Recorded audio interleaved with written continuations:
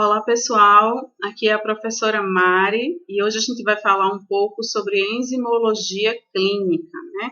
Então, o estudo das enzimas que têm alguma função no diagnóstico das análises laboratoriais clínicas. Dentro da bioquímica clínica, a gente vai ter aqui o estudo da enzimologia clínica como sendo também bastante importante. Inclusive, algumas enzimas que vão aparecer aqui nessa aula de hoje, a gente já até viu em aulas anteriores, né? Elas são estudadas em outras aulas, como, por exemplo, a aula de função hepática, função renal e por aí vai, função cardíaca, né? E aí a gente acaba revisitando quando a gente agrupa, né, essas moléculas no grupo das enzimas de importância clínica, utilizadas no diagnóstico laboratorial clínico, né? E aí a gente começa com essa imagem que para muitas pessoas é uma imagem extremamente desesperadora, né, do nosso mapa metabólico, né? Você vê que nesse slide a gente nem consegue visualizar nenhuma reação com clareza, né? A gente vê que esse quadradinho aqui, quando ampliado, a gente consegue ver aqui a complexidade daquela parte tão pequenininha do slide anterior, né? Então a gente vai ter aqui, né, um pedacinho do nosso mapa metabólico e a gente já consegue ver como tem coisas tão relevantes e importantes aqui nesse slide. A gente vai ter aqui o metabolismo dos carboidratos, o metabolismo de nucleotídeos e proteínas, a gente tem aqui metabolismo de lipídio e também metabolismo de aminoácidos aqui também contemplados, né? A gente vai ter aqui diversas reações que passam, por exemplo, com reações de respiração celular, né? Reações que a gente até já viu em outras aulas. Acredito que todo mundo já viu uma aula falando do ciclo de Krebs, né? Do ciclo do ácido cítrico que está representado aqui, que eu estou mostrando a vocês na seta.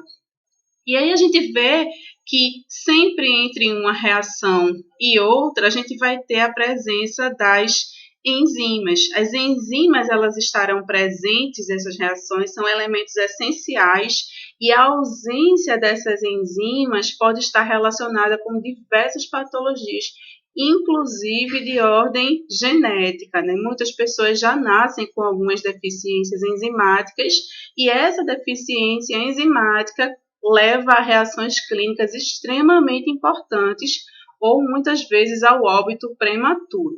Bom, mas na clínica, né, na rotina laboratorial, a gente vai utilizar a avaliação de alguma dessas enzimas para visualizar patologias em órgãos e sistemas específicos do corpo humano. E é por isso que eu começo a aula relembrando a vocês essas reações que eu sei que vocês amam, né, que eu sei que todo mundo aí que já pagou as disciplinas de bioquímica e bioquímica 1 e 2, né, já viu, né, e conhece essas reações e muitas vezes se pergunta, né, mas para que a gente precisa aprender essas reações? A gente precisa aprender essas reações para que posteriormente a gente consiga fazer a correlação entre os produtos, substratos, os elementos que compõem essas reações com a clínica laboratorial, né? Que falta faz ter ou não esses elementos na rotina laboratorial, na clínica laboratorial. Então, a gente começa aqui, né, relembrando um pouco sobre reação enzimática, né? E aí, quando a gente fala de reação enzimática, a gente está falando justamente da ligação, né, entre o substrato e o sítio ativo da enzima. A gente sabe que a ligação entre esse substrato e a enzima não ocorre de forma aleatória. A gente tem uma ligação específica em um local específico dessa enzima e esse local a gente chama de sítio ativo de ligação. Na verdade, todas as proteínas, de uma forma geral, apresentam essas regiões onde é possível realizar a ligação. As enzimas, em especial, elas desencadeiam uma reação a partir do momento em que acontece a ligação do substrato, e isso as torna tão diferentes das demais moléculas proteicas. Elas conseguem catalisar reações, ou seja, diminuir o tempo e a energia despendida para que essas reações aconteçam. Então, vai acontecer de forma muito mais facilitada depois que eu tenho o processo de reação enzimática. Então, a enzima, né, ela vai se ligar ao sítio catalítico, né, o sítio ativo da enzima, né, uma ligação específica. E aí uma coisa que tem um conceito, né, que a gente vê em muitos livros, o conceito de bioquímica, que inclusive é um conceito muito verdadeiro, que é o conceito da ligação chave-fechadura, né? E esse conceito preconiza que a ligação ela vai acontecer entre duas partes que se complementam completamente, né? E a gente sabe que hoje em dia uns estudos mais aprofundados da área de enzimologia já revelaram para a gente que nem sempre esses dois componentes, né, o substrato e a enzima, vão apresentar essa complementaridade com relação à morfologia, né? Isso é mais uma forma didática da gente falar que o encaixe é perfeito, justamente porque uma vez que há esse encaixe entre o substrato e a enzima, que é o que acontece aqui nessa segunda imagem, né, eles realmente se acomodam e se amoldam perfeitamente. Existe sim aí uma complementaridade no momento em que acontece essa ligação. E, obviamente, essa ligação do substrato com a enzima acaba levando a algumas mudanças, né, nesses centros de ligação, nesses sítios ativos de ligação enzimática, né? Então, acontecem sim modificações, né? Uma vez que a enzima recebe o substrato, ela agora está modificada por esse substrato.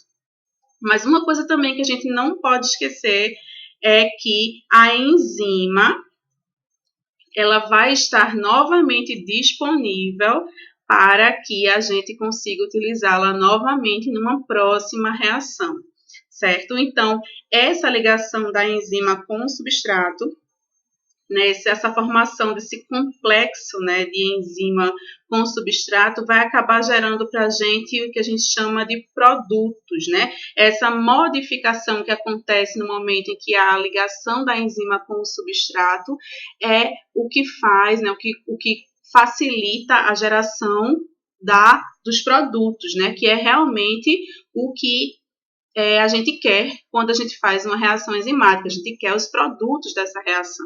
Então, os produtos, eles devem ser liberados. E você percebe o quê? Que a enzima, ela volta à sua conformação normal. A enzima está aqui representada na cor cinza e você percebe que ela tem a mesma conformação da primeira figurinha. Então, a enzima, né, ela vai voltar à sua conformação inicial e ficar preparada, disponível para uma próxima reação. É isso que as faz diferente das demais proteínas. As outras proteínas também são capazes de realizar ligações com outras moléculas, no entanto, nem sempre essas ligações desencadeiam a produção de um produto final e muitas vezes, após a ligação, as proteínas mudam de conformação e jamais retornam à conformação original. E isso não acontece com as enzimas. As enzimas realmente ficam disponíveis em sua morfologia original para novas reações no futuro. Elas conseguem ser 100% reaproveitáveis. Bom, e aí a regulação, né, o estudo dessa reação, que a gente chama de reação enzimática, a gente vai chamar de cinética enzimática, né? Eu não vou entrar muito em detalhe aqui nessa questão de cinética enzimática com vocês, porque vocês já devem ter estudado isso em outros momentos, em outras disciplinas, né? Mas o que é importante a gente salientar aqui é essa capacidade que a reação enzimática tem em diminuir a energia de ativação. A gente vê aqui em verde, né, a energia de ativação que seria necessário para realizar uma determinada reação. E em vermelho a gente vê que eu tenho a energia de ativação para a mesma reação com a presença de uma enzima. Então, não é que essa reação ela não era possível de forma alguma sem a enzima, não é isso. Mas ela acontece de forma muito mais eficaz, de forma muito mais rápida, né, e econômica, digamos assim, em termos de energia, na presença das enzimas.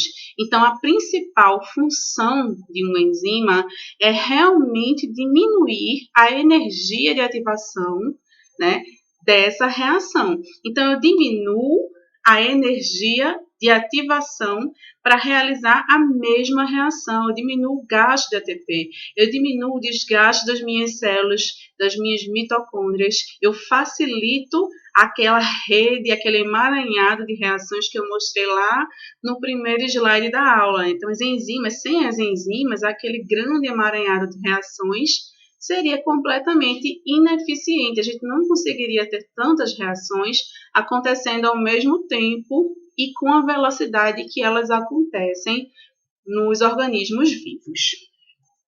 Bom, e tem alguns fatores, então, que vão afetar essa cinética enzimática. Ela não acontece de forma aleatória. As enzimas são moléculas muito sensíveis e que precisam, sim, de condições muito específicas para trabalharem.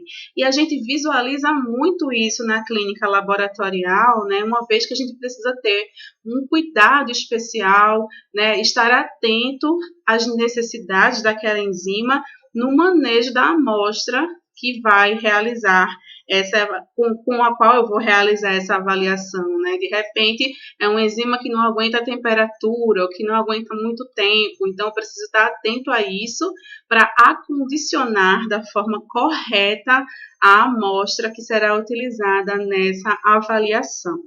As enzimas, elas apresentam um alto grau de especificidade, eu acredito que todo mundo já sabe disso, né? Então, na verdade, por elas apresentarem um alto grau de especificidade, a gente pode inativar essas moléculas de maneira muito mais específica.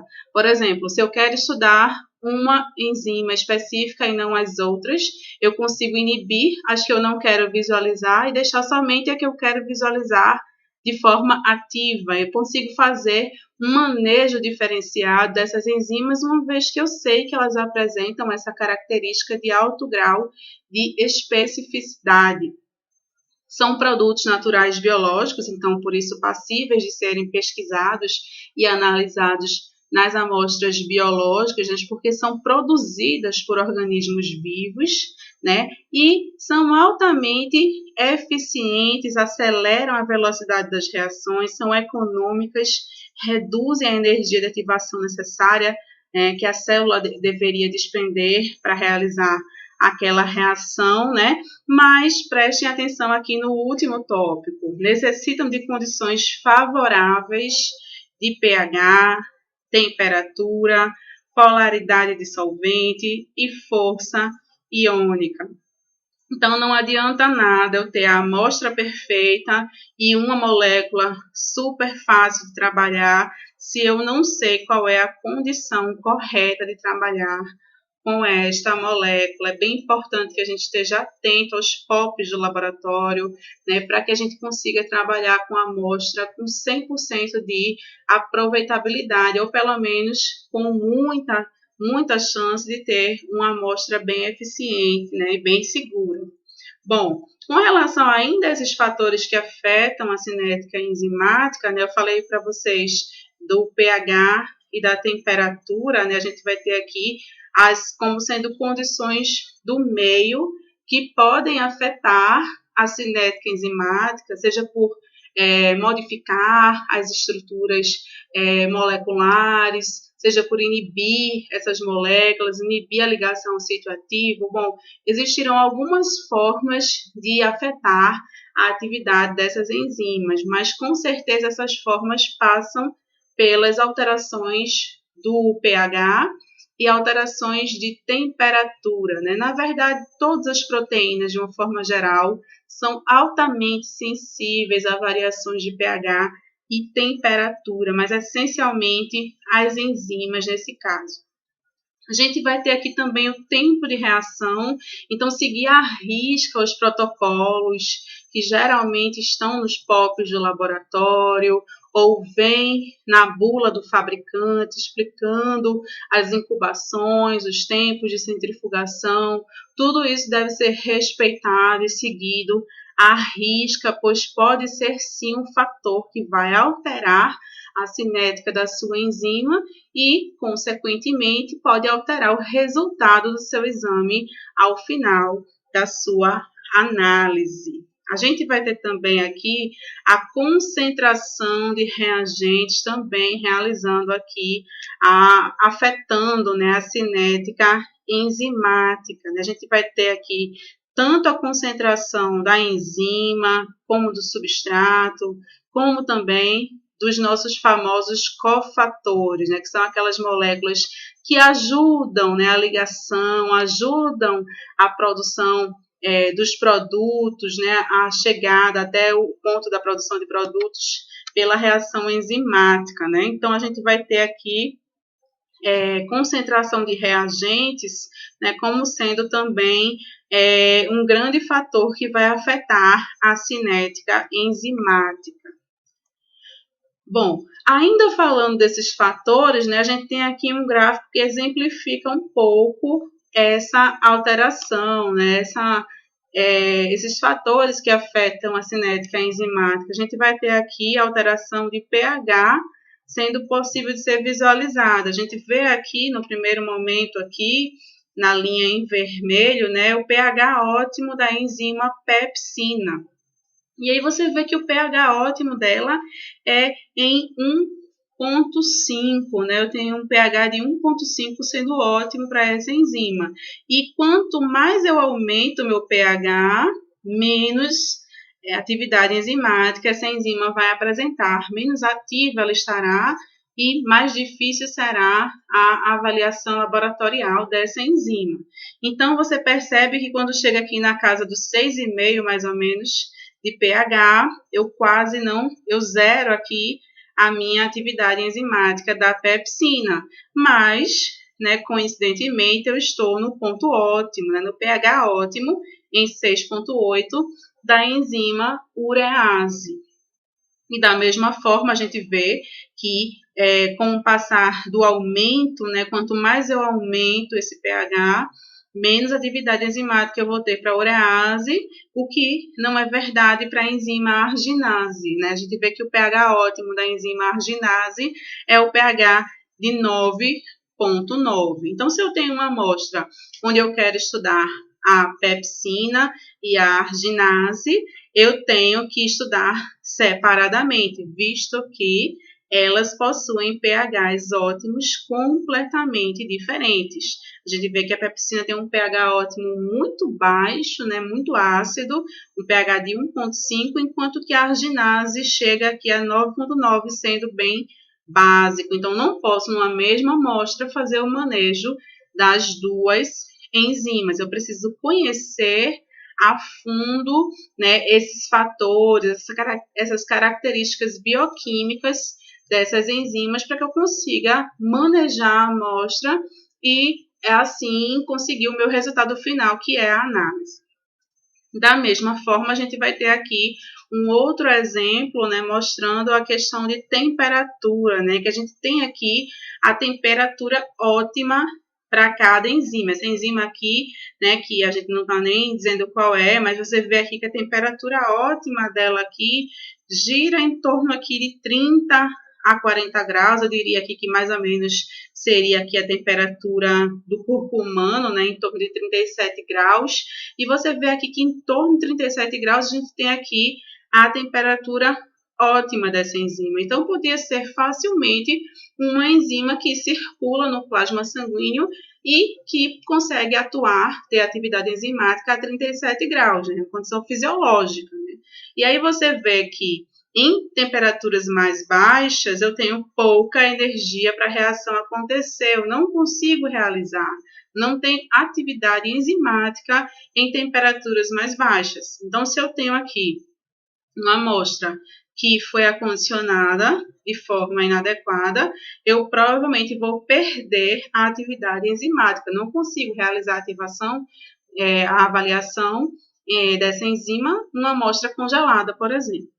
Da mesma forma, né, a gente vê que temperaturas um pouco maiores, né, chegando até aqui a faixa de 50 graus, também não são possíveis de serem avaliadas com muita clareza, né, uma vez que o aumento da temperatura, né, a temperatura maior que a temperatura considerada ótima para uma enzima, leva a um processo que a gente chama de desnaturação térmica da proteína. Isso acontece com todas as proteínas, né? Na verdade, o processo de desnaturação é o processo que destrói a conformação natural da proteína, né? Que é aquela conformação que a gente chama de conformação nativa da proteína ou da enzima, né? Então, uma vez que você submete a ela a uma temperatura maior do que ela pode suportar, ela vai se abrir aquelas camadas, organizações secundárias,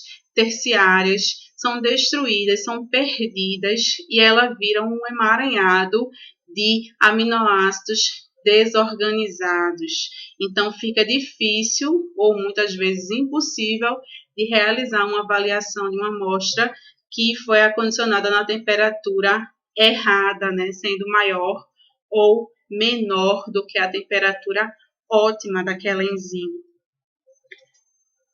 Bom, só para finalizar essa questão de fatores que afetam a cinética enzimática, a gente também tem, como eu tinha falado anteriormente, né, fatores como o tempo da reação e também a concentração desse substrato, dessa enzima, ou mesmo dos próprios cofatores. A gente vê aqui a relação da concentração enzimática com o tempo, né? Então, no momento inicial, no tempo que a gente chamaria de tempo zero, né, eu tenho aqui uma alta quantidade de substrato, né, representado aqui pelo S0. Conforme o tempo vai passando, eu vou diminuindo gradativamente a concentração ou a quantidade de substratos. E até chegar o momento que eu não tenho quase nada, estou quase zerado aqui com os substratos, que estão representados aqui nessa linha roxa, né? A gente vê aqui que eu tenho a linha dos produtos representada em verde. Então, com o passar do tempo, né, mais substratos vão reagindo com as enzimas e eu tenho cada vez mais formação, geração de produtos. Então, a linha dos produtos, ela se inicia em zero e com o passar do tempo, ela vai gradativamente aumentando, então, de forma oposta ao que acontece com a concentração de substratos, né? E o que é interessante também que a gente se lembre é que a concentração de enzimas, ela deve permanecer praticamente a mesma durante todo o processo, uma vez que eu falei para vocês que as enzimas são substâncias completamente reaproveitáveis. Uma vez que ela se liga ao substrato, gera o produto, libera o produto, ela volta à conformação normal dela. Então, independente dela estar ligada a substrato ou a produto, a concentração de enzimas, ela permanece a mesma durante todo o processo da reação enzimática, né? Durante toda a cinética enzimática. O que vai mudar realmente é a concentração de substratos e a concentração de produtos que são gerados a partir dessa reação enzimática. Então, fatores como o tempo e a concentração variam, né, de acordo aí com a reação enzimática que está acontecendo. Bom, e aí a gente vai falar um pouco dos tipos de enzimas, né? A gente vai ter aqui uma divisão que está bem relacionada com a divisão de análises clínicas, né? Que quando a gente estuda enzimas em bioquímica, a gente costuma ver os tipos de enzima dividir eles, né? Pelos tipos de reações que eles promovem. Se são enzimas que fazem hidrólise, por exemplo, hidrolases, né? Enzimas que fazem translocação, translocases. Então, daí vai, né? Desnaturase, enfim. A gente vai ter um monte de nomes que estão relacionados, uma nomenclatura que está relacionada à função bioquímica daquela enzima. A nível clínico, a nível de bioquímica clínica, a nível de enzimologia clínica, a gente vai ter duas divisões específicas para os tipos de enzimas. A gente vai ter as enzimas que a gente chama de plasma específicas, E as enzimas plasma específicas, elas são secretadas ativamente no plasma por certos órgãos e têm um papel funcional no plasma. Exemplo, proteínas de coagulação. As proteínas que participam da coagulação, elas não são produzidas no sangue, né? Elas estão no plasma, elas estão na circulação sanguínea, mas elas não são produzidas na medula óssea, por exemplo, onde são produzidas as células sanguíneas, elas são produzidas no fígado. Então, o fígado produz essas proteínas e libera na corrente sanguínea. E a função delas acontece na corrente sanguínea, no plasma. No momento que a gente tem uma lesão no vaso sanguíneo, elas ativam o processo de adesão e de agregação plaquetária e depois da formação do tampão de coagulação e, assim, elas realizam a manutenção da homeostase sanguínea. Então, a função delas é completamente uma função do sistema circulatório, uma função que acontece no plasma, mas elas não são produzidas no plasma, mas elas são consideradas plasma específicas. Diferentemente, a gente vai ter as enzimas que a gente chama de não plasma específicas. Então, as enzimas não plasma específicas, elas são produzidas pelas células durante o metabolismo celular normal. São enzimas intracelulares sem função fisiológica no plasma sanguíneo. Ou seja, alguma célula produziu essa enzima, né? Ela precisa participar de determinados metabolismos celulares, são enzimas que precisam migrar para outros locais e por isso são colocadas no plasma sanguíneo. E a gente pode fazer a pesquisa de algumas dessas enzimas, porém elas não têm função no plasma. Por isso que a gente chama essas enzimas de não plasma específicas, porque elas não são produzidas no plasma, mas também não apresentam função no plasma propriamente dito.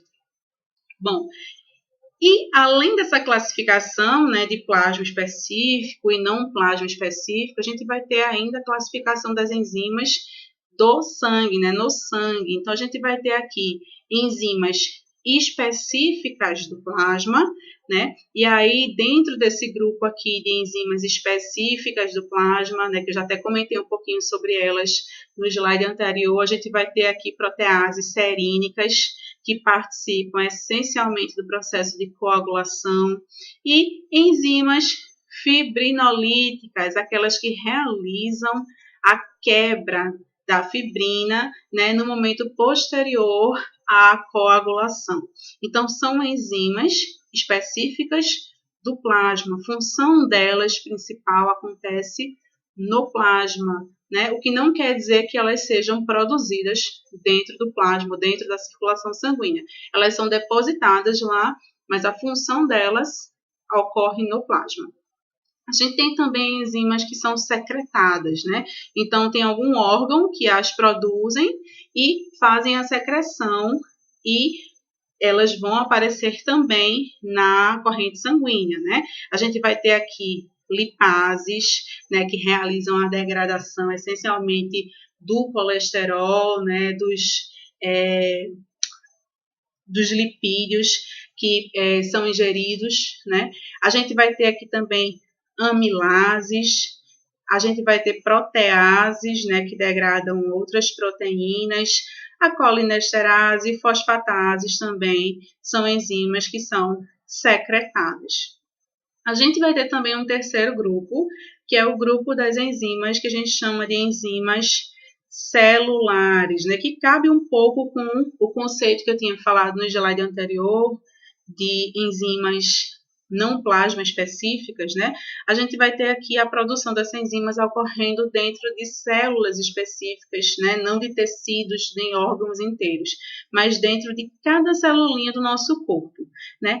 Então, a gente tem alguns exemplos importantes aqui, alguns que eu já falei em aulas anteriores, como, por exemplo, a lactato desidrogenase, né, que é uma enzima que eu sempre costumo dizer que é uma enzima completamente inespecífica, né, quase todas as células produzem lactato desidrogenase, mas a gente vai falar um pouquinho do papel específico dessa enzima mais para frente. A gente vai ter também aminotransferases, como o nome já sugere, né, ela realiza uma transferência de um grupamento amino entre um componente e outro. A gente vai ter também fosfatases alcalinas, então, entre outras enzimas importantes que compõem aí diagnósticos muito importantes da clínica, da rotina laboratorial. A gente tem aqui essas enzimas que são chamadas enzimas celulares.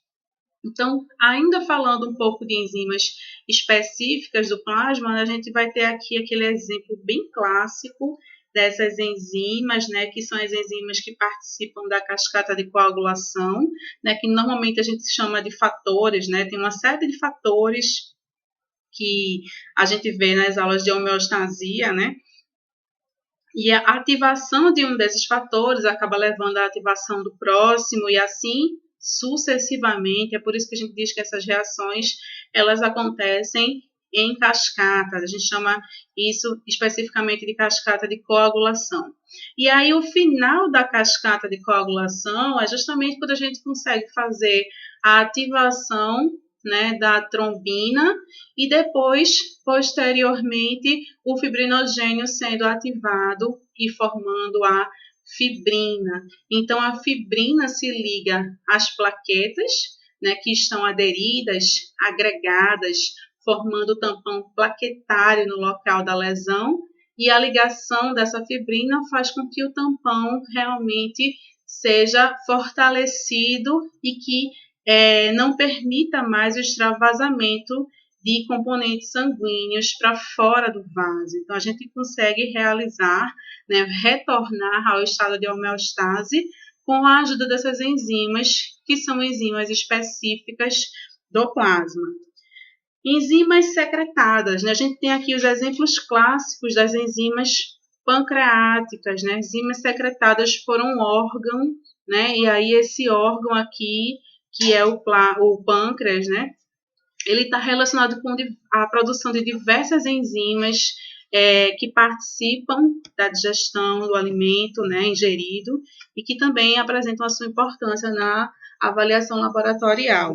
A gente vai ter também as enzimas celulares, e aí eu vou chamar a atenção novamente para a lactato desidrogenase, né?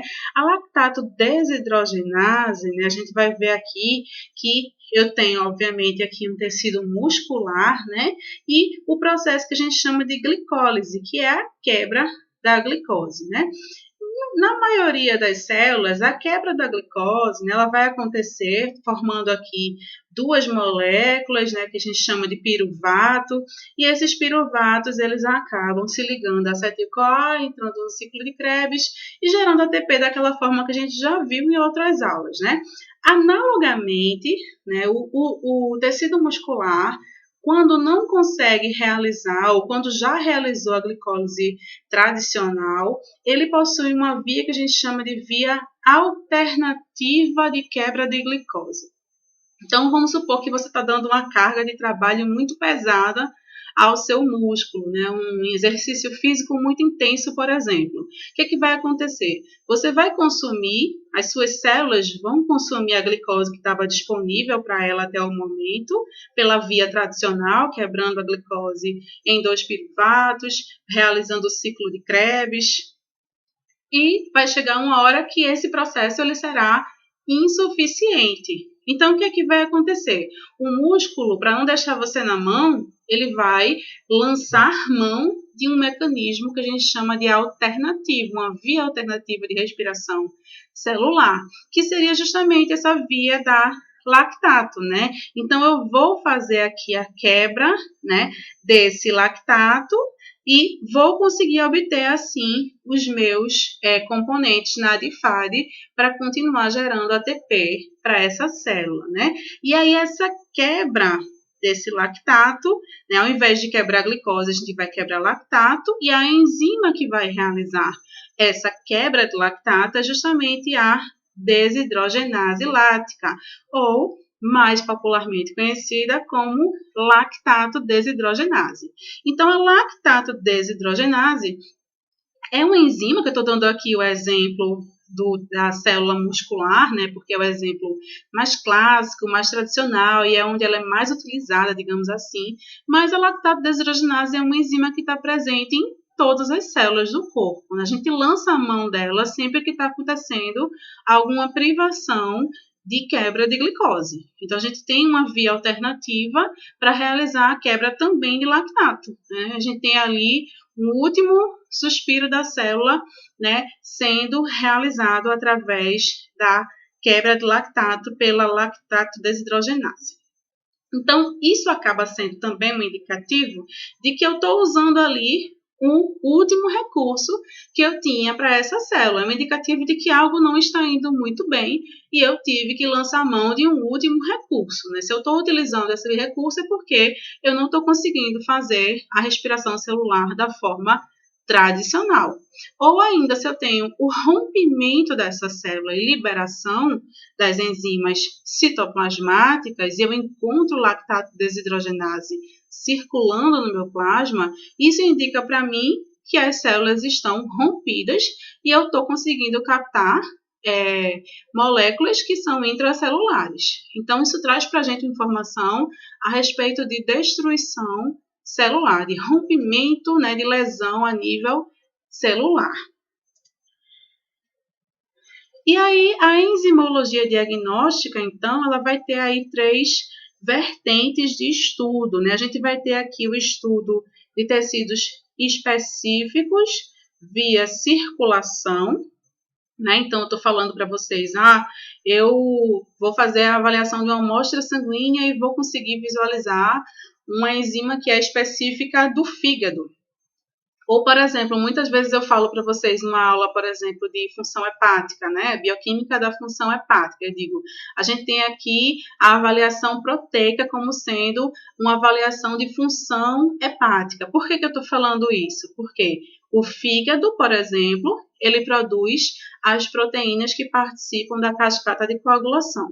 Então, se eu faço uma avaliação de cascata de coagulação, se eu avalio as moléculas que participam da cascata de coagulação, e eu me deparo com um paciente que tem uma redução dessas enzimas, dessas proteínas, então automaticamente eu estou falando que o fígado talvez não esteja produzindo com eficiência as proteínas que ele produz. Ou seja, existe um dano à função hepática.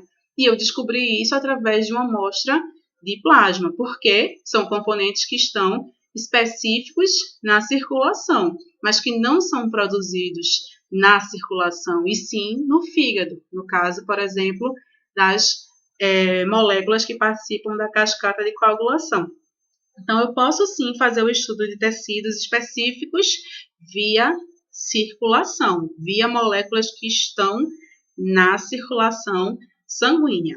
Eu também posso realizar uma avaliação diretamente no local da ação, né? Se eu estiver trabalhando com um componente que realmente está no sangue, é um componente hematológico, por exemplo, eu consigo realizar uma avaliação diretamente no local de ação e eu também consigo ver a avaliação de função intracelular, como, por exemplo, quando eu avalio aqui se eu tenho lactato desidrogenase ou não circulante no plasma. Então, estou falando que eu estou avaliando a função intracelular de alguma célula. Então, estou dando exemplos aqui das 3 vertentes da enzimologia diagnóstica. A gente pode estudar tecidos específicos, a gente pode estudar um local de ação onde está ocorrendo aquela situação problema, ou ainda eu posso estudar a função dessas células que podem estar sendo atingidas pela patologia.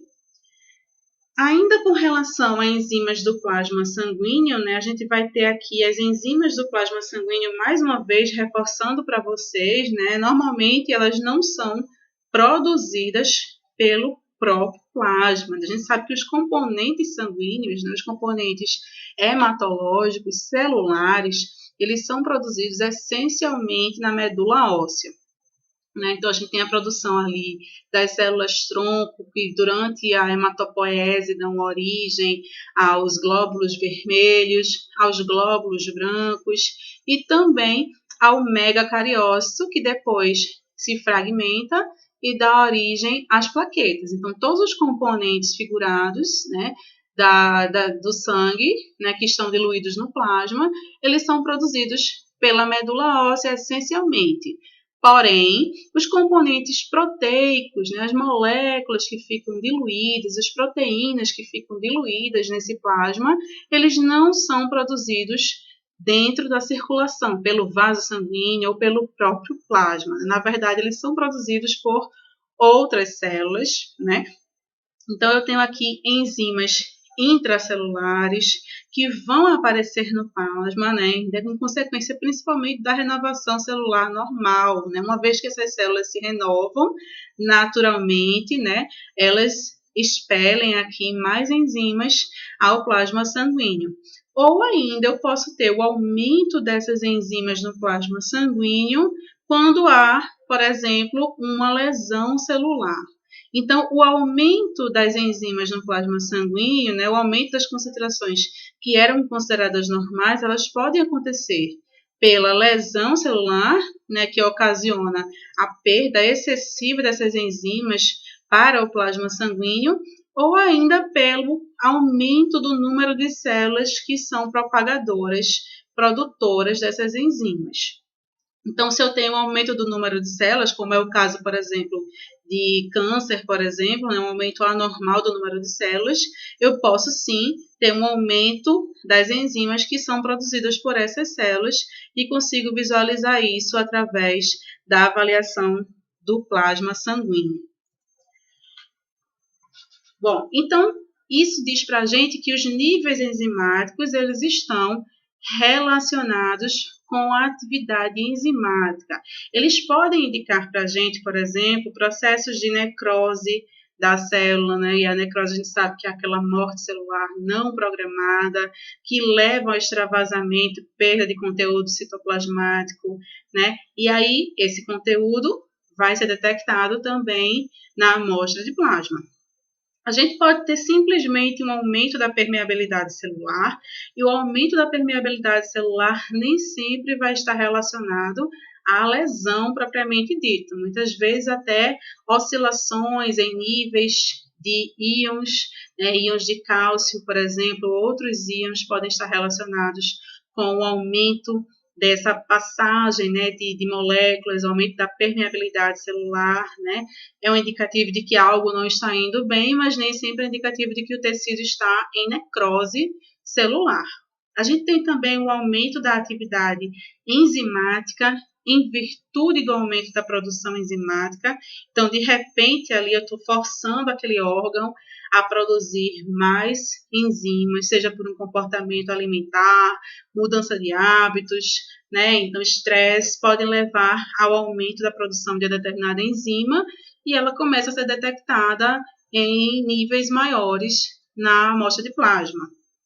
E também eu tenho aqui o aumento do tamanho ou do volume do próprio tecido que produz essa enzima, né? Como resultado, por exemplo, de um aumento no quantitativo de células, né? O aumento do crescimento celular, que é o que acontece, por exemplo, no caso de câncer, né? Que eu já falei anteriormente, que pode estar, sim, relacionado ao aumento dos níveis enzimáticos, né? De algumas dessas enzimas.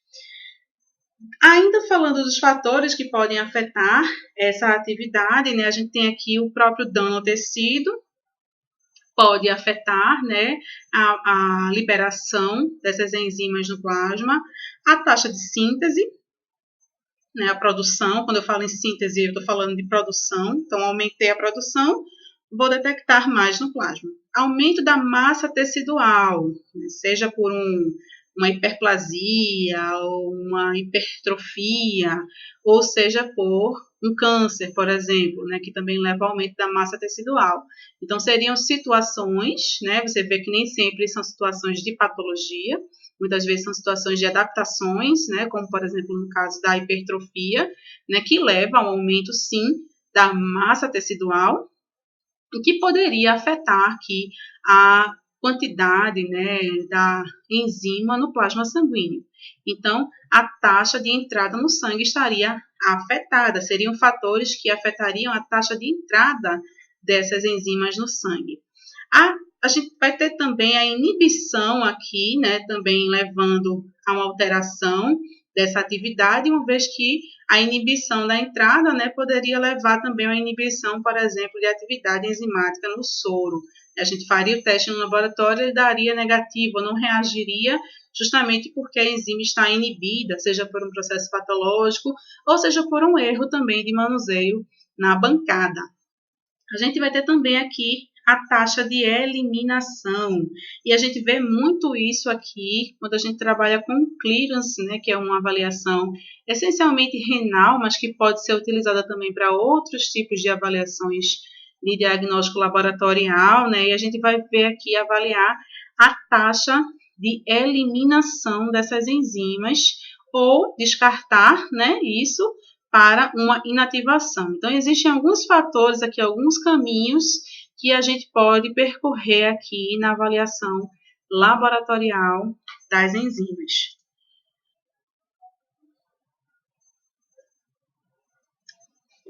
Falando um pouco, então, desse primeiro pedaço aqui, que seria a taxa de entrada no sangue, né, a gente vai ter aqui o vazamento de enzimas da célula. Tem aqui uma célula normal e, no segundo momento, uma célula lisada ou necrosada. Então, a própria lise, né, a destruição da membrana celular vai levar a extravasamento dos componentes citoplasmáticos. Né? Isso vai acontecer em que situações? Situação de, por exemplo, deficiência energética, hipóxia, é uma condição que tem muito a ver com a necrose. A gente tem que lembrar que a hipóxia é o que antecede o fenômeno do infarto, né? A gente vai ter primeiramente uma isquemia, né, que é a falta de oxigenação, e em seguida, se essa região não aguenta essa isquemia e começa a sofrer necrose, a gente vai ter um quadro de infarto, né? Então tem muito a ver aqui a hipóxia com a morte celular por necrose e posterior extravasamento de enzimas dessa célula, né? Então, a gente tem também as agressões diretas a uma membrana, como, por exemplo, acontece em caso de traumas. Alguns vírus realizam também agressões dessa forma, ou substâncias orgânicas também. Então, uma vez que essas células são lisadas ou necrosadas, a gente vai ter a saída dessas substâncias, inclusive de enzimas, né? Então, também não é para pensar que ela libera somente a enzima que a gente vai pesquisar no laboratório, não. Ela libera tudo que tem dentro dela. Todos os componentes citoplasmáticos são extravasados. Alguns deles conseguem ser reabsorvidos pelos capilares, né, que estão mais próximos ali da lesão, e vão para a corrente sanguínea. Então, ela fica circulando na corrente sanguínea, quando, na verdade, ela deveria estar dentro da célula. Isso traz para a gente um indicativo de que houve um dano a essa célula, seja por aumento de permeabilidade, uma agressão, como um trauma, ou uma hipóxia, enfim. É necessário que a gente faça um estudo da avaliação, né, um estudo do estado desse paciente para tentar entender o que levou a esse extravasamento de componentes. Mas encontrar componentes que deveriam estar na região citoplasmática é um indicativo de que houve sim uma lesão a nível de membrana celular que levou ao extravasamento dessas enzimas. Uma outra situação que eu também comentei com vocês é que a produção enzimática ela pode estar alterada, né? A gente vai ter aqui uma célula normal, né? E nesse caso aqui, essa célula ela vai estar expressando uma quantidade normal de enzimas, e aí algum estímulo, normalmente um estímulo externo, né? A gente vai ter aqui um estímulo que leva a um comportamento que a gente chama de anormal. Então, a célula anormal, ela vai expressar uma quantidade anormal de enzimas. Nesse caso aqui, para mais, né? Ela tem um aumento na expressão dessas enzimas, né? E aí, esse aumento de expressão de enzimas vai forçar um aumento da difusão dessas enzimas para o meio extracelular. Daí, elas seguem o mesmo caminho do slide anterior. Elas vão ser captadas por capilares que estão mais próximos, né, do local, onde está ocorrendo essa perda anormal de enzimas, né, por excesso, e aí essas enzimas serão encontradas na corrente sanguínea. Uma vez que você sabe que aquela não é a quantidade normal, isso vai abrir um espaço para o estudo da avaliação do que está acontecendo aqui nesse caso. A gente tem aqui uma expressão aumentada dessa enzima, e isso geralmente está relacionado a mutações, né, que podem levar a uma expressão anormal de algumas moléculas e também a um aumento de proliferação celular. Então, é preciso que a gente faça uma avaliação para tentar descartar, por exemplo, um diagnóstico de câncer, né, que é o que acontece quando a gente tem uma proliferação anormal de um grupo de células, né? Então, é necessário que a gente tenha outros exames em conjunto para que a gente consiga fechar esse diagnóstico, mas já é um indicativo de que algo está alterado e que se refletiu na produção enzimática alterada.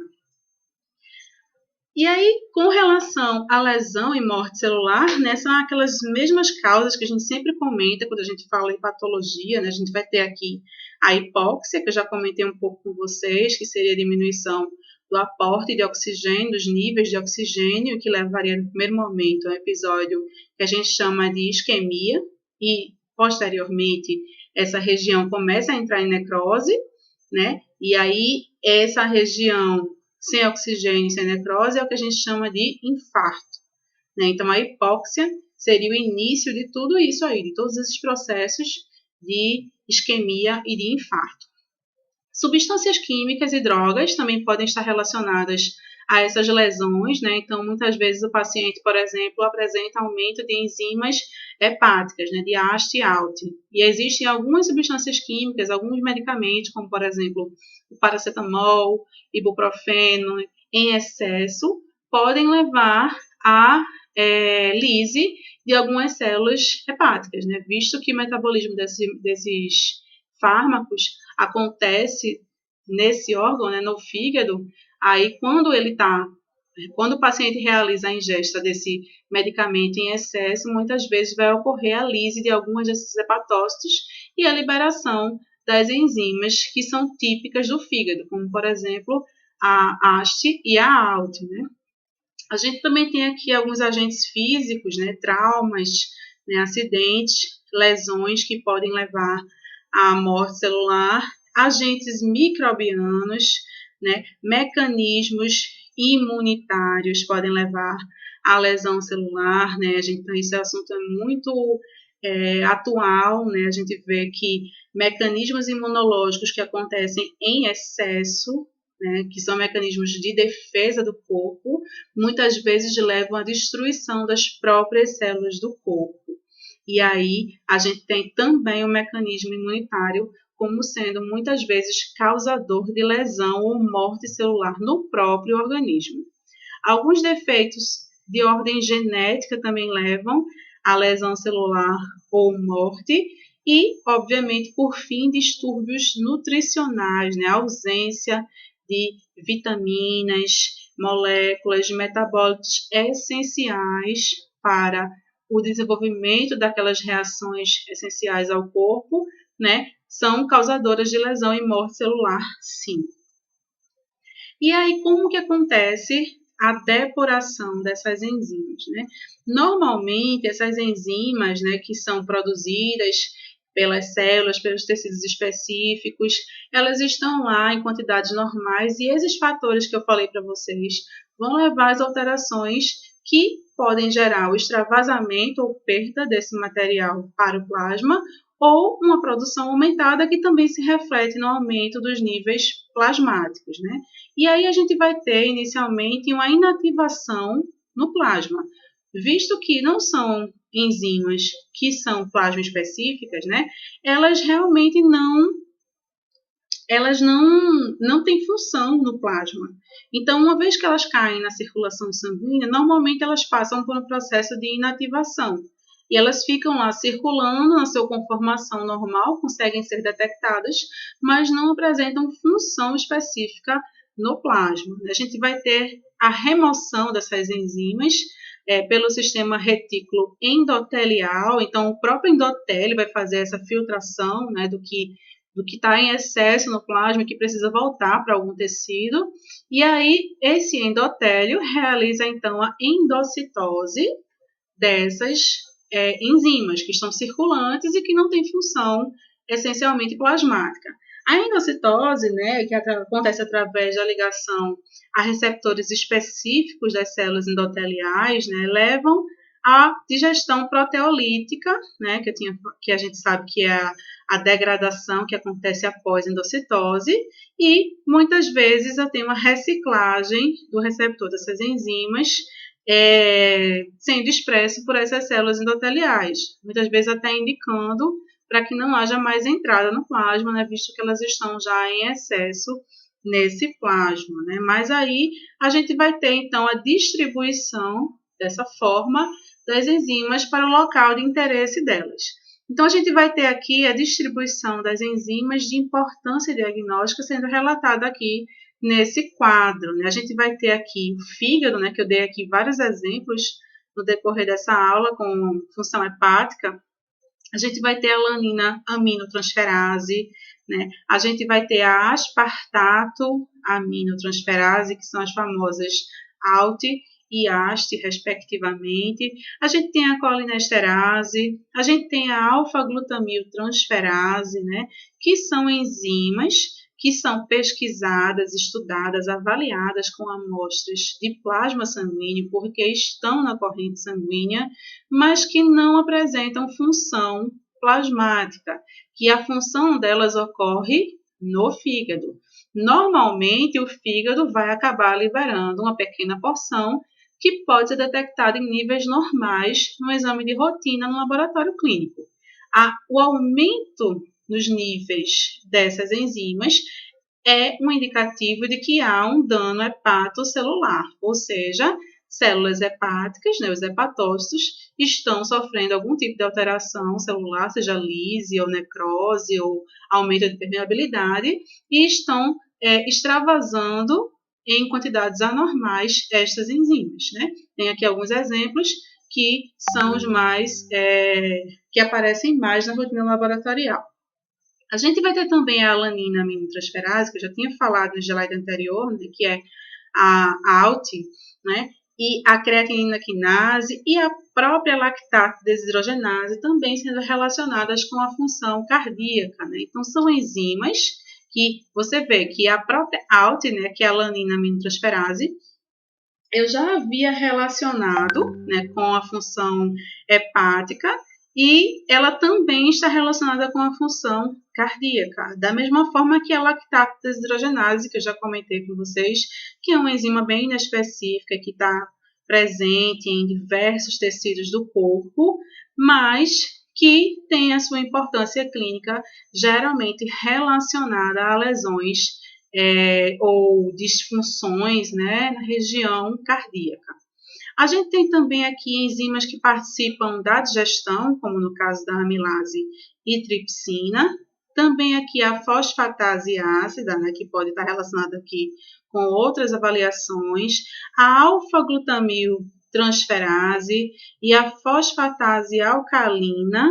Então, a fosfatase alcalina a gente também considera como sendo uma enzima hepática, né? Ela traz para a gente também algumas respostas com relação à função hepática, né? Obstrução hepática, obstrução de ductos hepáticos, mas a fosfatase alcalina também está relacionada com a função óssea, né? Também está relacionada com a função cerebral.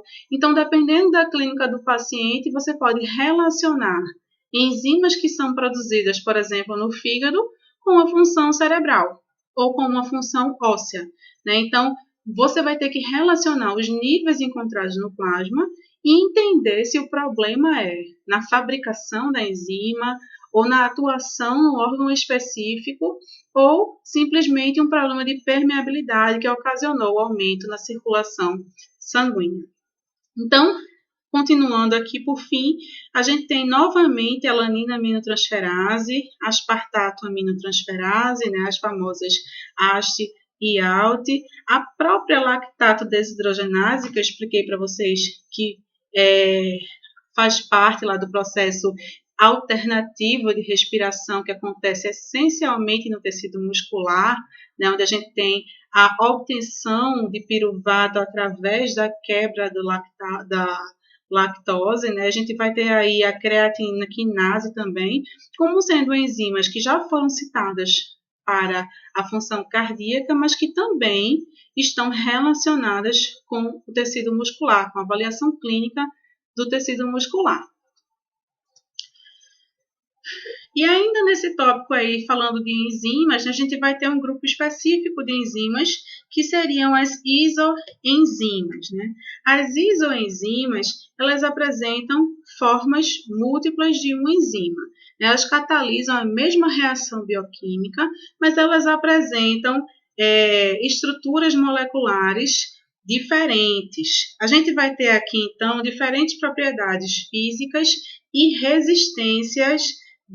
resistência à inativação. A gente vai ter uma característica bem importante também, que são genes idênticos que codificam proteínas diferentes, ou seja, normalmente são resultados de mutação. E as isoenzimas híbridas, né, que seriam, no caso, associações de isoenzimas, onde cada uma é denominada subunidade, ou seja, a ligação de mais de uma enzima, né, formando então subunidades, que normalmente são relatadas na literatura como sendo grupos de dímeros ou tetrâmeros.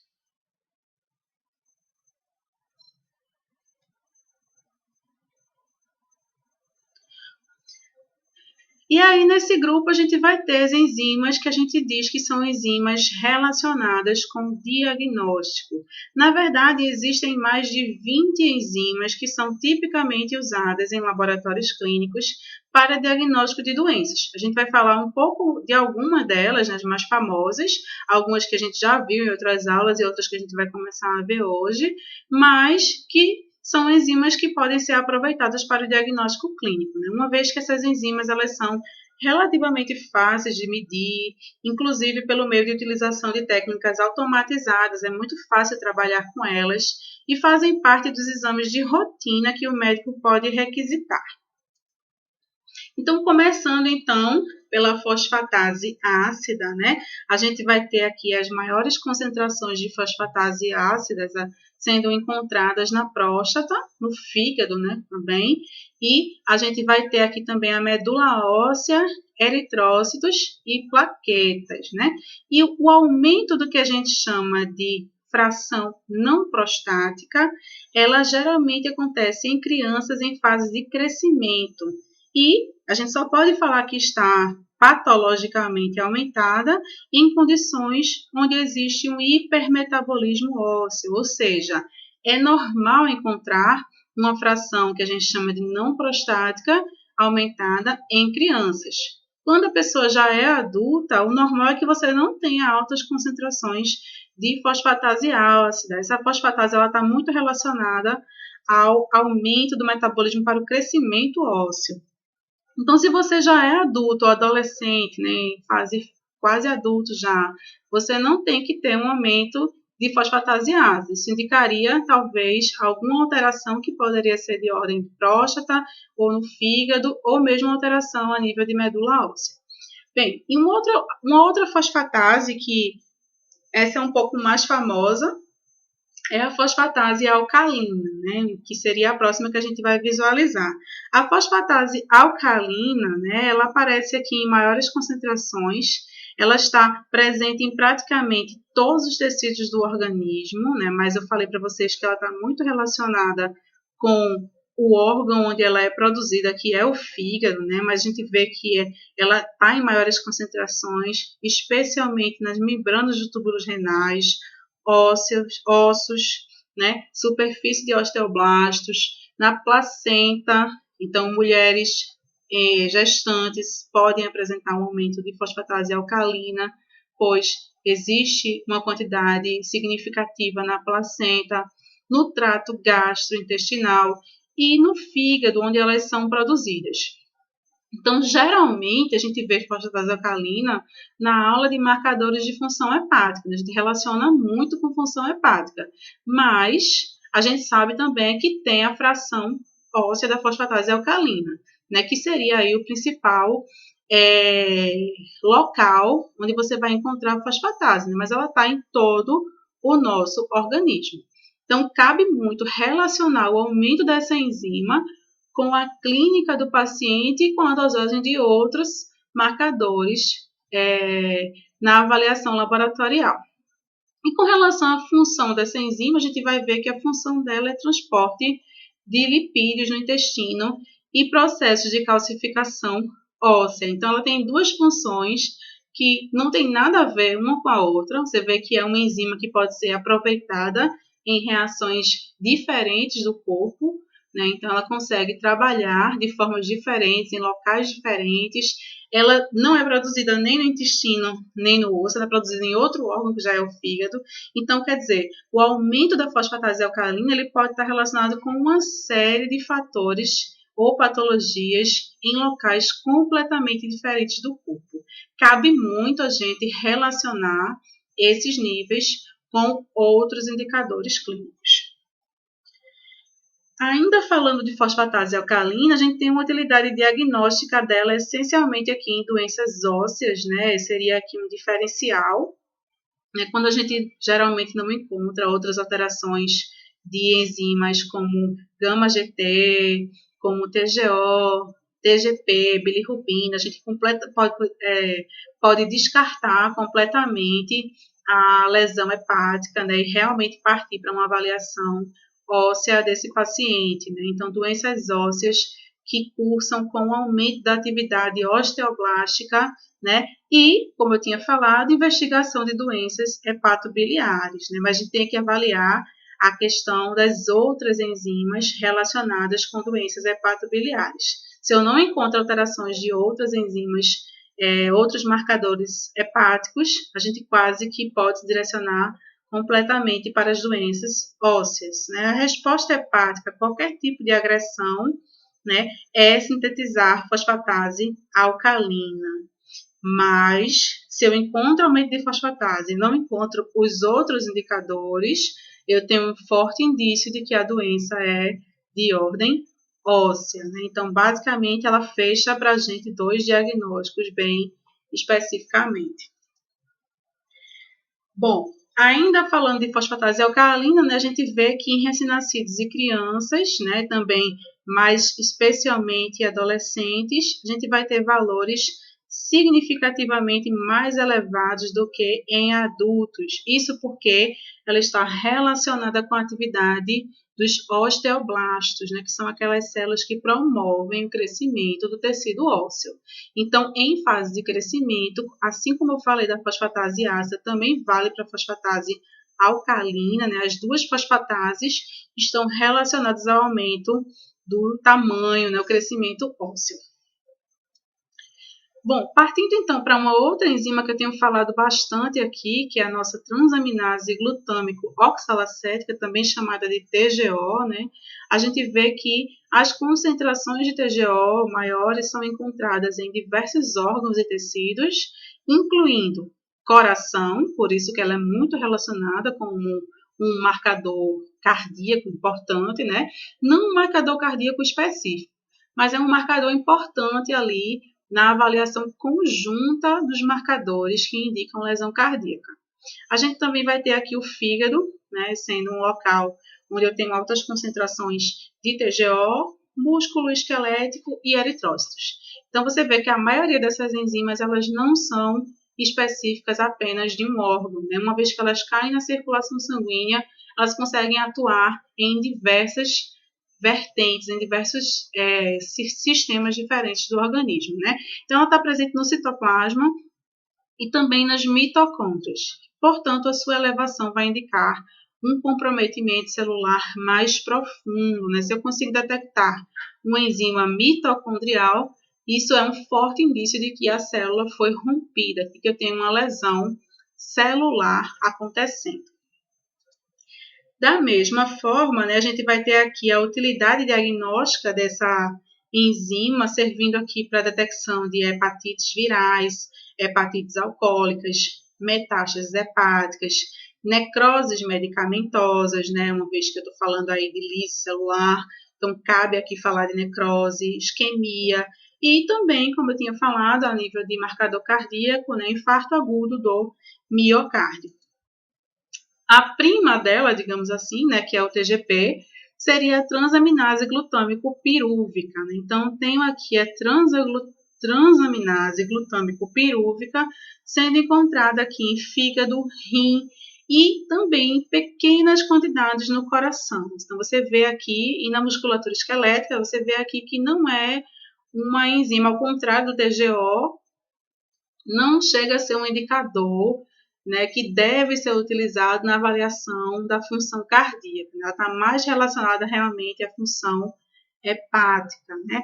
A sua origem ela é predominantemente citoplasmática, então não tem aqui uma origem predominantemente mitocondrial, como acontece no TGO, o TGP é mais citoplasmático, né? Então, ela pode se elevar rapidamente após uma lesão hepática e geralmente a gente vai utilizar ela sim como marcador de função do fígado.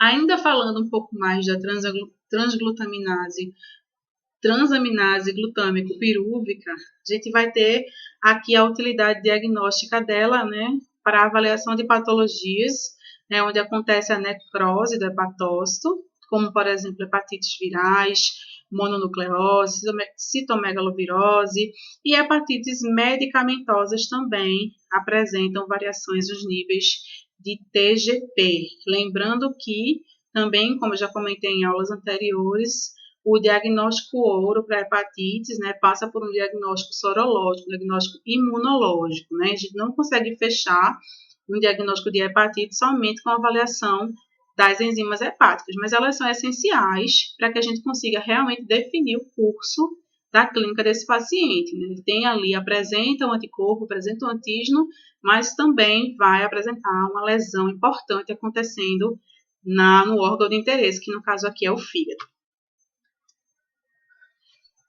E, para fechar o TGP, né, a gente vai ter aqui o aumento das concentrações em recém-nascidos. Ele pode ser atribuído à imaturidade dos hepatócitos nos neonatos, né, que apresentam as membranas celulares mais permeáveis. Os valores eles se igualam aos níveis do adulto em torno de 3 meses de idade. Então, até 3 meses não é uma boa avaliação de função hepática a utilização do marcador TGP para recém-nascidos. Então, gente, fiquem ligados aí que não seria uma boa avaliação. Você teria que ficar aí atento aos outros marcadores, porque o TGP em neonatos, ele não é um marcador confiável, ele não traz uma informação fidedigna com a realidade.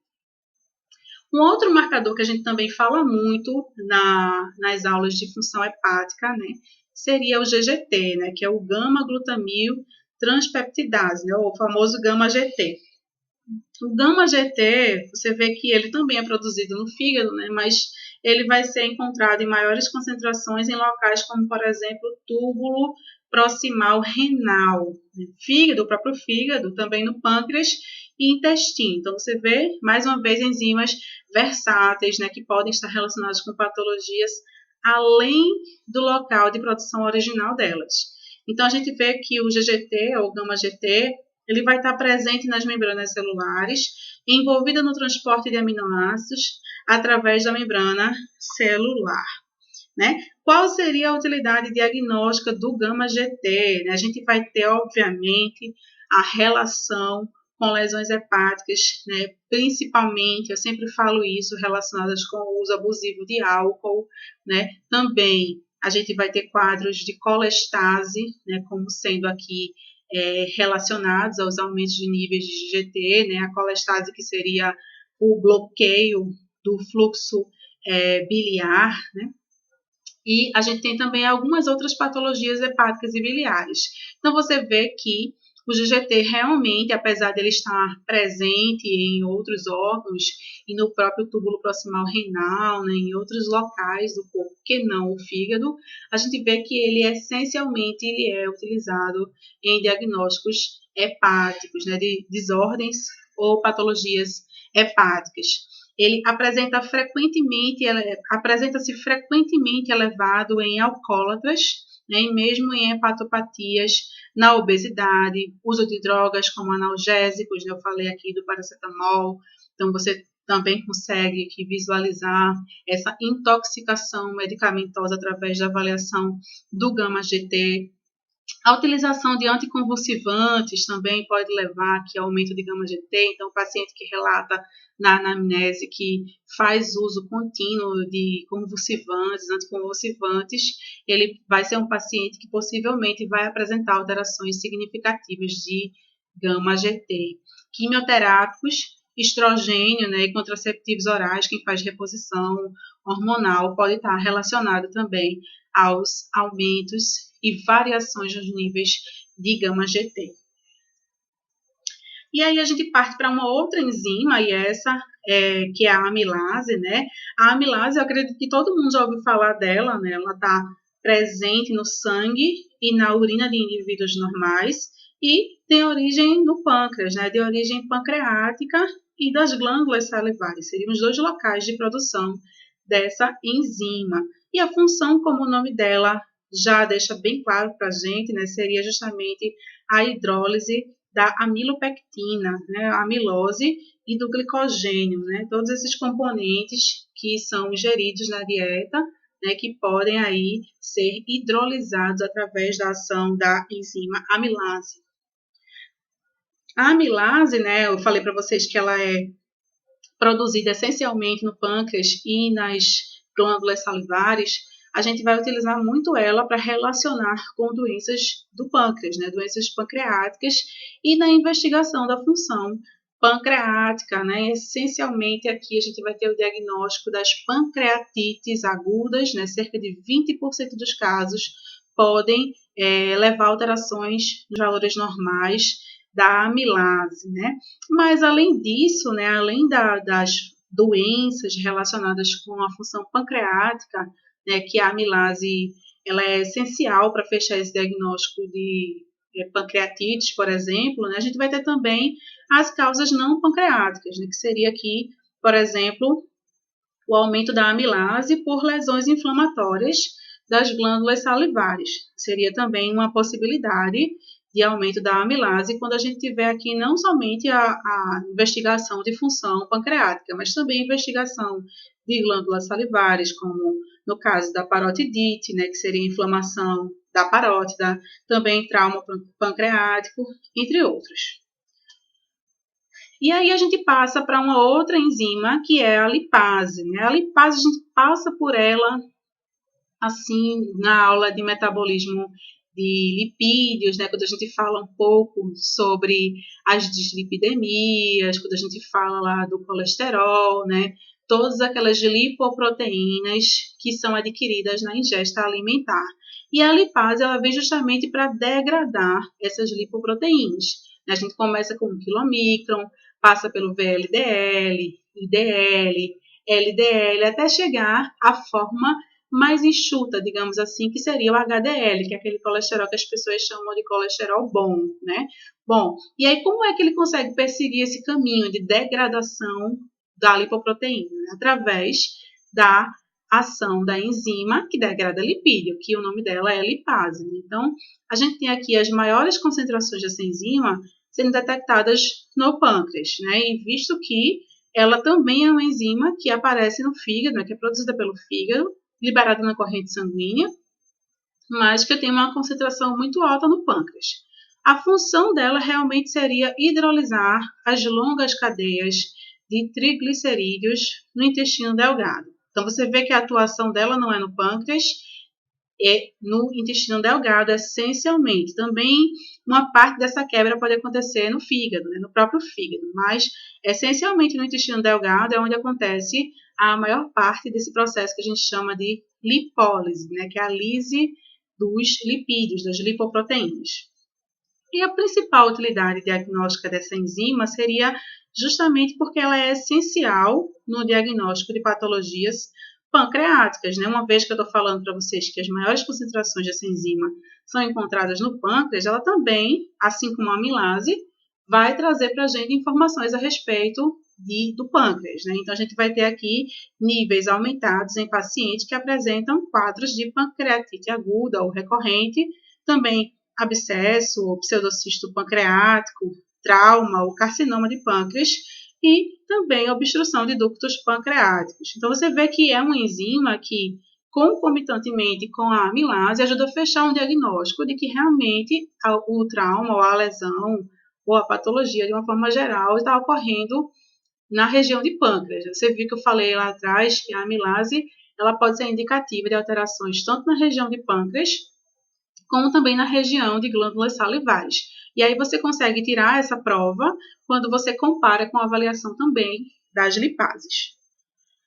Então, por isso que a gente tem aqui agora a comparação da amilase com a lipase. A gente tem aqui o uso combinado da avaliação sérica de lipase e amilase vai permitir um melhor diagnóstico. Então, tenho aqui cerca de 20% dos casos de pancreatite aguda levam ao aumento dos níveis de amilase normal e com a lipase também elevada, né? Nas parotidites agudas, em que a amilase pode se apresentar elevada, os níveis séricos de lipase não se alteram. Então, isso ajuda muito a gente a fechar o diagnóstico, né? Se essa alteração, essa patologia está ocorrendo no pâncreas ou nas glândulas salivares, né? Bom, dessa forma, a lipase, né, cujos níveis elevam-se quase que paralelamente aos de amilase, é, portanto, um marcador que é mais específico para a doença pancreática. A gente consegue fechar esse diagnóstico quando a gente faz realmente o comparativo entre amilase e lipase. Bom, e aí a gente vai para esse penúltimo grupo aqui de enzimas que eu separei na aula de hoje para vocês, né, que também é uma enzima que aparece no estudo da função cardíaca, né, a avaliação de função cardíaca, que eu tenho aqui a creatinoquinase, né. A creatinoquinase seria aquele exemplo clássico das isoenzimas, né. Eu tenho aqui diversos tipos de creatinoquinase, né, diversos, assim, mais especificamente eu tenho 3 que aparecem bem aí na literatura, né, que seria a creatinoquinase cerebral, a muscular e a cardíaca, né? Então, eu tenho aqui uma vasta distribuição de creatinoquinase tissular, né? Em diversos tecidos, mas principalmente na musculatura estriada, tecido cardíaco e no cérebro. Então, essencialmente, eu tenho 3 tipos principais. Tem outros tipos secundários, né? Que não tem tanta relação com clínica mesmo, né? Com análise clínica, mas essas 3 são muito importantes para a avaliação clínica do paciente. Então, eu tenho aqui 3 isoenzimas do grupo das creatinoquinases. Bom, então, obviamente, a utilidade diagnóstica dela seria realmente a lesão de musculatura esquelética, infarto agudo do miocárdio, né? Então, tenho 3 isoenzimas principais, a CK1, que no caso seria a CKBB, a CK2MB, que é aquela bem específica de tecido cardíaco, e a CK3, que é a CKMM, encontrada principalmente no tecido cerebral. Bom, muscular, desculpa, né? MM é muscular e BB é a cerebral. São encontradas no citosol ou associadas com estruturas miofibrilares. São liberadas no sangue posteriormente a um dano a um tecido. Então, se você tem aí uma enzima aqui, o local dela de origem é o citosol e ela está em altos níveis no plasma, isso é um forte indicativo de que eu tenho aí uma perda, né? Um extravasamento de moléculas por um dano celular, uma lise nessa célula, né? E aí, a gente vai ter aqui alguns quadros importantes que podem ser diagnosticados através da avaliação da creatinoquinase, como, por exemplo, aqui quadros de distrofia muscular de Duchenne, miosites, traumas musculares, injeções intramusculares recentes. Então, tem aí um comparativo, né, dessas 3 enzimas que pode direcionar a lesão tanto para a região muscular, quanto para o cérebro, quanto para o coração. Então, eu tenho aqui 3 utilizações na avaliação clínica bem importantes das 3 isoformas de uma enzima que é a creatinoquinase. Bom, então a creatinoquinase, né, como eu tinha falado, a gente vai ter essas 3 isoformas, né, e aí a gente não consegue fazer a avaliação somente de um desses tipos. O ideal é que você sempre faça a avaliação do CK total e compare com o CK específico que você quer estudar, quer avaliar. Então, eu tenho aqui os 3 isoformas, né, a CK1, 2 e 3, que é a cerebral, muscular e cardíaca, e o ideal é que eu sempre faça o comparativo entre o CK total e o CK específico. Se eu tenho, por exemplo, um aumento brusco do CK total e acho que o paciente está tendo um infarto cardíaco, por exemplo, mas ele não apresenta um aumento significativo de CK-MB, eu não posso relacionar isso com lesão cardíaca. Aí eu preciso fazer uma avaliação se existe algum dano a nível muscular ou cerebral desse paciente, comparar com a anamnese. Então, tem aí 3 suposições importantes para a utilização da CK e eu sempre comparo com o CK total, que seria o somatório dessas 3 CKs, a tipo 1, a tipo 2 e a tipo 3. Então, com relação ainda à creatinoquinase, a gente tem aqui que os níveis séricos, eles podem estar diminuídos em situações, por exemplo, de perda de massa muscular. A gente vai ter aqui a faixa de referência para o CK total, ela é muito ampla, né? Variando inclusive de acordo com a idade, estatura, né? O sexo também vai diferenciar entre homens e mulheres. Tem aqui a atividade física desenvolvida por esse paciente e o volume de massa muscular que ele tem. Bom, então, como eu tinha falado, CK é uma enzima extremamente importante, está em muitos órgãos, em muitos tecidos, mas essencialmente a gente vai usar as 3 isoformas para fazer a diferenciação do local em que está ocorrendo essa alteração, seja ele muscular, cerebral ou cardíaco. E a gente sempre vai utilizar uma outra colega enzima também para fechar esse diagnóstico, que seria justamente a lactato desidrogenase. Então, a lactato desidrogenase é aquela enzima que eu falei para vocês que é bem inespecífica. Ela é amplamente distribuída em todas as células do organismo. A gente vai ter aqui mais especificamente o miocárdio, rim, fígado, hemácia e músculos, né? Então, eu falei que ela é amplamente distribuída, ela é bem inespecífica, justamente porque eu consigo encontrar essa enzima em várias partes do corpo, né? Obviamente, eu encontro isoenzimas, né? Então, eu encontro aí isoenzimas da LDH, né? Mas são enzimas muito semelhantes e que, para separar, diferenciar uma da outra, exigiriam um diagnóstico muito mais elaborado e dispendioso. Então, é muito mais fácil realizar a avaliação do LDH total e comparar com a avaliação de alguma outra enzima dessas que eu falei para vocês anteriormente. Então, normalmente, por exemplo, se eu tenho um paciente com alteração de enzimas cardíacas, aí eu vou e faço a comparação com o LDH. Né? O LDH por si só ele é inespecífico, mas em conjunto com uma outra avaliação mais específica, ele vai fortalecer o fechamento desse diagnóstico. Então, como eu tinha falado para vocês, eu tenho aqui algumas isoenzimas diferentes da lactato desidrogenase, né?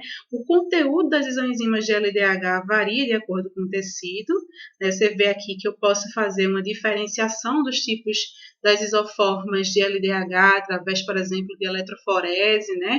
Técnicas de biologia molecular, mas uma avaliação por dosagem simples enzimática em laboratório me daria o quantitativo da LDH total, né? Então, eu tenho aqui o somatório de todas essas isoenzimas que podem ser encontradas em diversas partes do corpo.